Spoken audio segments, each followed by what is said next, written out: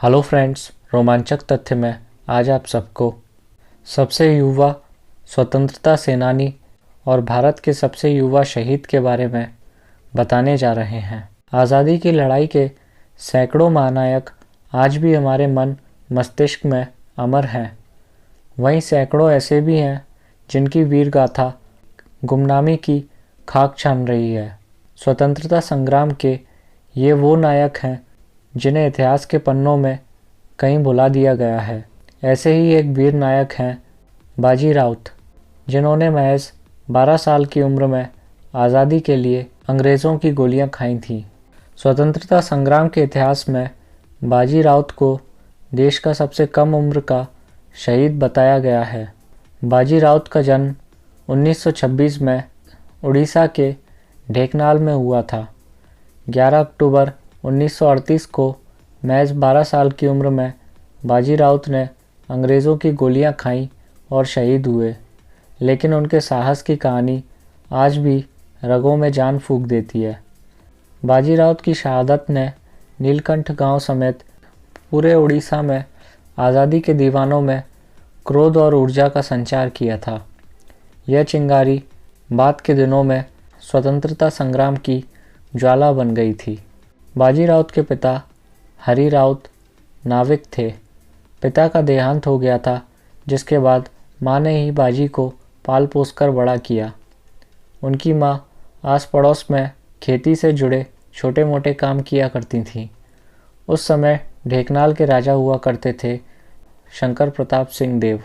वह गरीब जनता को सताकर शोषण कर कमाई करने के लिए मशहूर थे।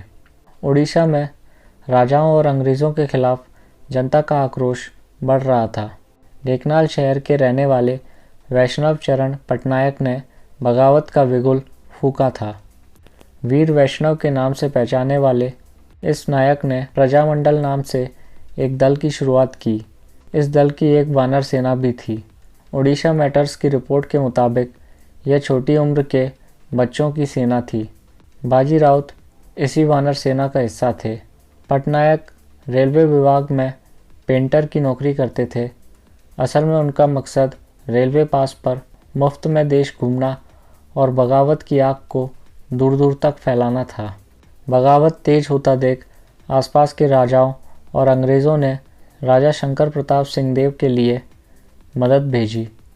अंग्रेज़ों ने करीब 250 पुलिस की टुकड़ी भेजी, जो बंदूक और दूसरे असलों से लैस थी। 10 अक्टूबर 1938 को अंग्रेज़ी पुलिस गांव के कुछ लोगों को गिरफ्तार कर भुवनेश्वर थाना ले आई। उनकी रिहाई के लिए गांव के लोग प्रदर्शन करने लगे। पुलिस ने गोलियां चलाई, जिसमें 2 लोगों की मौत हो गई। इस घटना ने पूरे गांव को झकझोर दिया। आमजन का गुस्सा इस कदर बढ़ गया कि खिलाफत देख अंग्रेज़ों की टुकड़ी ने गांव छोड़ने की योजना बना ली।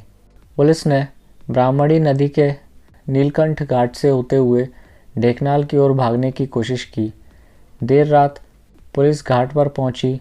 बाजी राउत वहां वानर सेना की तरफ से रात का पहरा दे रहे थे। पास में ही नाव थी। अंग्रेज़ी पुलिस ने बाजी राउत से कहा कि वह नाव से उन्हें उस पार पहुंचा दे, लेकिन बाजी राउत चुपचाप डटे रहे। जब पुलिस ने दोबारा पूछा तो 12 साल के साहसी बाजी राउत ने सिरे से इनकार कर दिया। प्रजामंडल के वरिष्ठ कार्यकर्ताओं ने बाजी राउत से रात भर पहरा देने को कहा था। अब मौका कार्यकर्ताओं को सचेत करने का था। बाजी राउत ने शोर मचाना शुरू कर दिया। गुस्से में आकर एक अंग्रेज़ी पुलिस वाले ने बाजी राउत के सिर पर बंदूक की बट से वार किया, जिससे बाजी राउत का सिर फट गया। खून से लथपथ बाजी राउत वहीं गिर गए, लेकिन उन्होंने शोर मचाना नहीं छोड़ा। इतने में दूसरे पुलिस वाले ने उन पर बंदूक से एक और वार किया, जबकि तीसरे पुलिस वाले ने बाजी राउत को गोली मार दी। अब तक बाजी के चिल्लाने की आवाज़ सन्नाटे को चीरती हुई एक दूसरे कार्यकर्ता के कानों तक पहुंच चुकी थी, लेकिन जब तक वह वहां पहुंचे बाजी को गोली लग चुकी थी। इतने में कई और गांव वाले भी घटनास्थल पर पहुंचे। उन्हें देखकर अंग्रेज़ इतने घबरा गए कि उन्होंने नाव में बैठकर खुद ही भागने का फैसला कर दिया, लेकिन जाते जाते उन्होंने अंधाधुंध गोलियां चलाईं। इस दौरान बाजी राउत के साथ गांव के लक्ष्मण मलिक, फागू साहू, हर्षी प्रधान और नाता मलिक भी मारे गए। मासूम बाजी राउत के बलिदान की चर्चा पूरे देश में फैल गई। आंदोलनकारियों में अंग्रेज़ों के खिलाफ गुस्सा और भड़क गया। बाद में बाजी राउत का अंतिम संस्कार उनके गांव नीलकंठपुर में हुआ। ढेंकनाल तब कटक जिले का हिस्सा था।